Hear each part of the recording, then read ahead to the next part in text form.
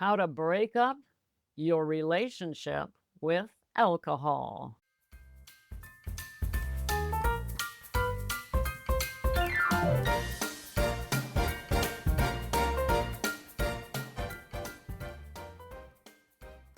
Hello, gals, and welcome to Sober Living Snippets. Spoiler alert, that's the last time I'll be saying that. Don't panic. Come back tomorrow. It's a big surprise.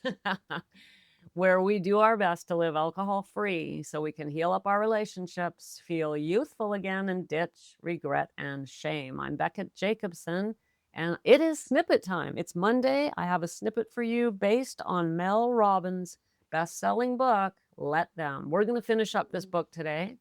We've been doing a mini book study, a light look at this book over the last several Mondays and how it relates to our alcohol-free journey, our alcohol-free efforts, our alcohol-free desires. So today, I'm going to just be honest with you, gals.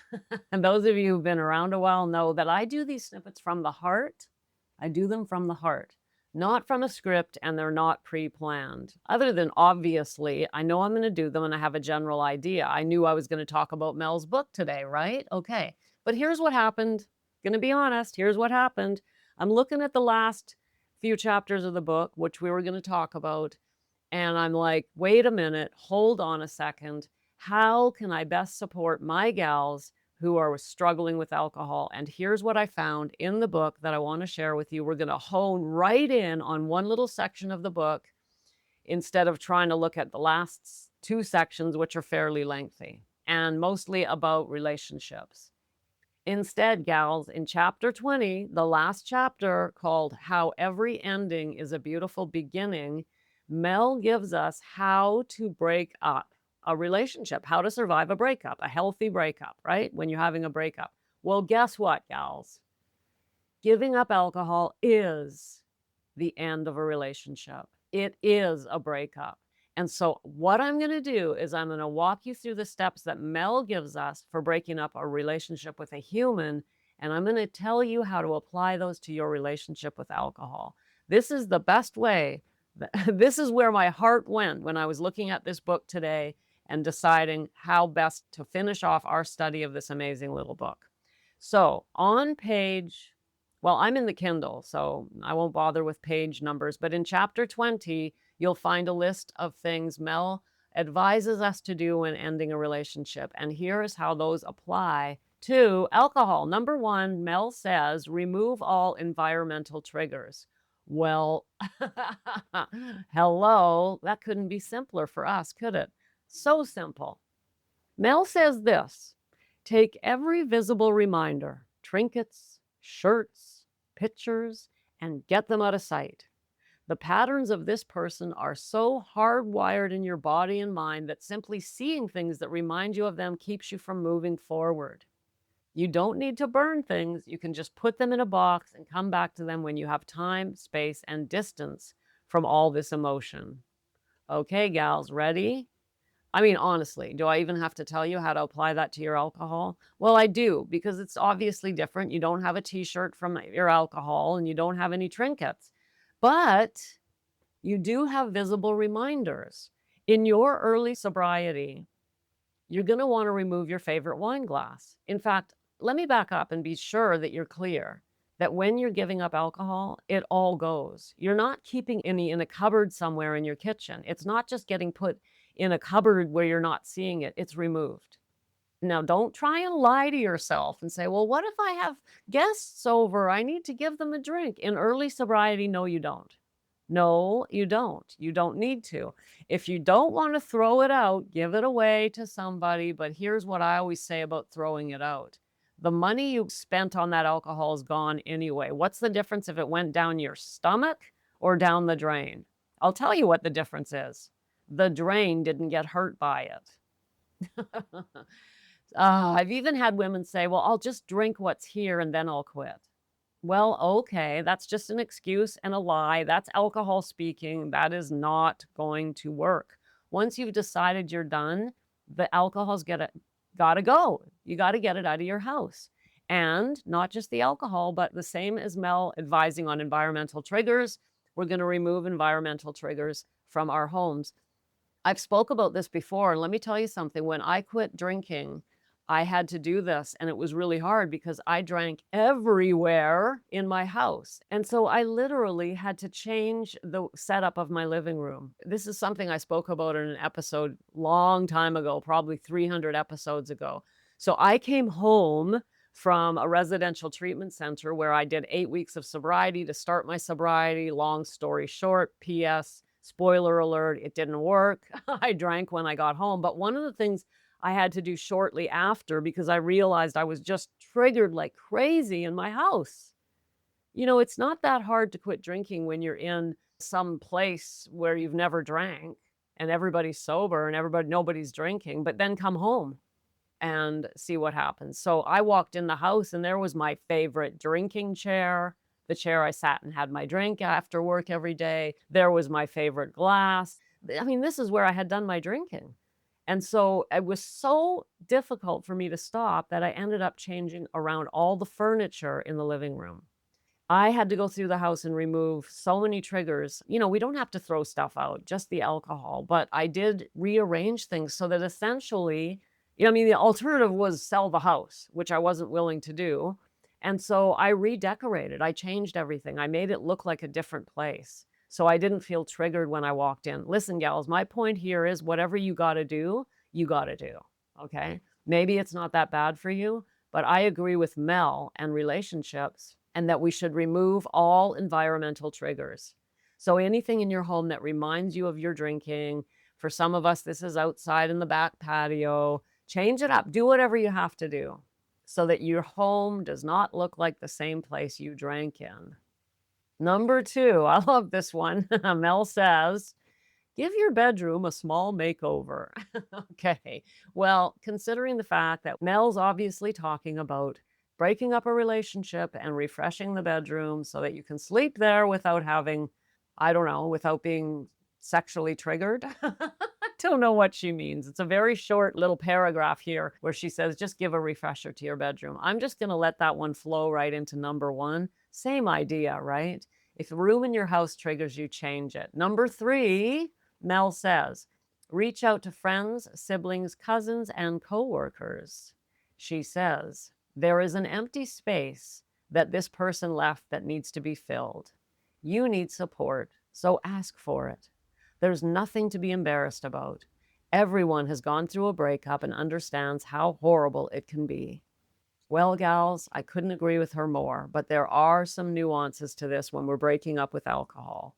For many of us, one of the biggest nuances is that our friends and often our family don't even know that we've had this struggle. Now, if they do, then obviously go ahead and ask for support. But many, many, many of the women that I talk to don't have friends or family members who are fully aware of their struggle. And so we can't very well ask for support from friends, siblings, cousins, and coworkers, can we? No. But let me tell you, you need support. More than anything else, you need support. If you've tried to quit drinking over and over and over again all by yourself and you failed, I'm here to tell you the reason you're failing is because you need the proper support. And of course, yes, that's where I come in. All you have to do today, if you want support, I have an amazing opportunity for you. Today is Monday, the 16th of June. Well, this Friday, the 20th of June, I am doing day 1 of a 3-day intensive called the Unstuck Intensive. The Unstuck Intensive for women just like you. You're the woman everyone counts on. You lead, you build, you hold it all together, you help everybody. But lately, something's been unraveling under the surface, or maybe not lately. You're smart, you're successful. Why can't you stop drinking? Good question, right? So you need support. And so for these 3 days, gals, we're going to get together live on Zoom.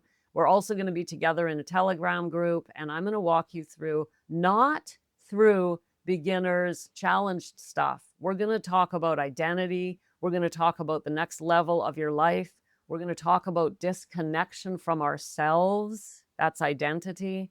This is going to be intense. I've never taught anything quite like this. This is different from my other events. We're going to look at clarity, energy, and how to embody the power that you need to keep leading your life without alcohol. So all you got to do to get the support you need is go to the show notes, tap the link, and let me know you're coming. I'll send you the link to get in. Or just go to recoveringwithbecca.com/unstuck. That's recoveringwithbecca.com/unstuck. Okay, that's number 3 from Mel. Reach out for support. Number 4, I like this one. Mel says, fill your calendar. Look up events in your area and buy tickets so you're committed to go to see an exhibit or go see a friend. Reach out, make plans, do stuff. She says the distraction really helps. I couldn't agree with this more. When you're breaking up with alcohol, the last thing you want to do is sit around after work at home, staring at the wall, wondering where your wine is. Get busy. And once you join me, don't worry, I'll keep you busy. It's really important that we are not sitting there and not knowing what to do with ourselves. And one of the most important things we can do to keep ourselves busy in early sobriety, early in those days without our drink, is work on ourselves in a structured, gentle, but intentional way. So filling the calendar, Mel, great idea. That's number 4. Number 5, Mel says, pick a challenge you've always wanted to do. Pick a challenge you've always wanted to do. I love this. I'm not sure we'd be completely ready for it in the first couple of weeks, but it is definitely something to think about if you've been sober for a while. I know some of you, especially those of you who've been in my world for a while, especially my clients, after a while, you really do need something else to do. Here's Mel's suggestions. She says, whether it's a mountain you've always wanted to climb, a triathlon you never had time to train for, a class you've always wanted to take, or even learning the guitar, this is the perfect time. I think she's right. Challenge yourself, learn something new, step up. In many cases for us, this will be taking our careers to the next level, taking our business to the next level, really showing up for ourselves in ways we haven't been able to because of the wine, the drink, the alcohol, the booze, baby. That's number 5. Number 6, Mel says, keep asking yourself this question. Ooh, let's see what she says here. If you knew the love of your life was around the corner and this breakup was bringing you one step closer to meeting them, how would you spend your nights and weekends while you are single? How can we relate this to alcohol? Let me keep reading and I will tell you. One of the biggest fears when people go through a breakup is they will be alone forever and never find someone as good as the person that just walked out the door. Gals, this is true of alcohol. I am so not kidding you. When we rely on alcohol to settle the nervous system, to unwind, to cope, to calm the chatter in our minds, we really find it hard to believe that there's going to be some replacement for that to allow us to just settle and replace the effect of alcohol. What is it? Well, I'm telling you, it's there. For me, there's nothing like a walk in nature with my dogs. I used to drink, now I walk in nature with my dogs. But I don't expect you to get off work and come home and go for a walk in nature with your dog. I mean, you might, right? But I want you to know that over time, you do find ways to replace it, and you don't even remember that you ever cared about alcohol. It fades away. You don't think, oh, well, gee, I'd love to have a drink, but I guess I better go for a walk because I can't drink anymore. I'm so hard done by. What the hell? None of that. I'm telling you that it doesn't take very long where you really don't care anymore about alcohol. Here's what Mel says. Time doesn't heal all wounds, but what you do with your time does.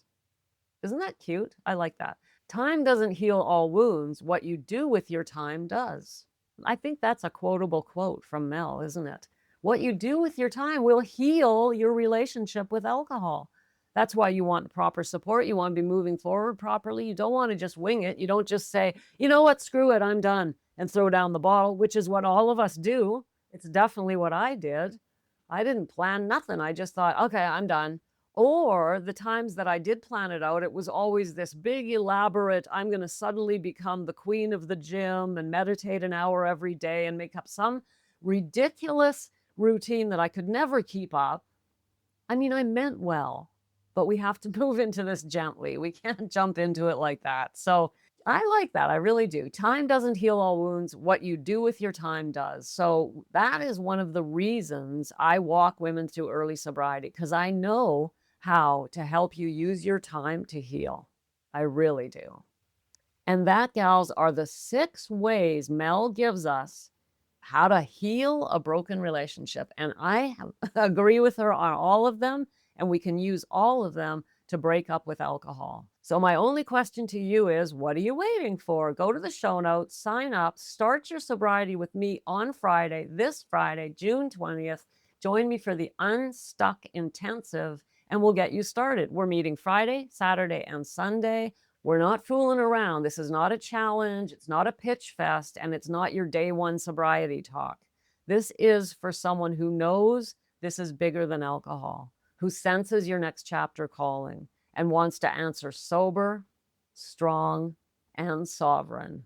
So if you're nodding, go to the show notes, tap the link, come and join me, or just go to recoveringwithbecca.com/unstuck, and I will see you there. And gals, that wraps up our study of Mel Robbins' Let Them book from an alcohol-free perspective.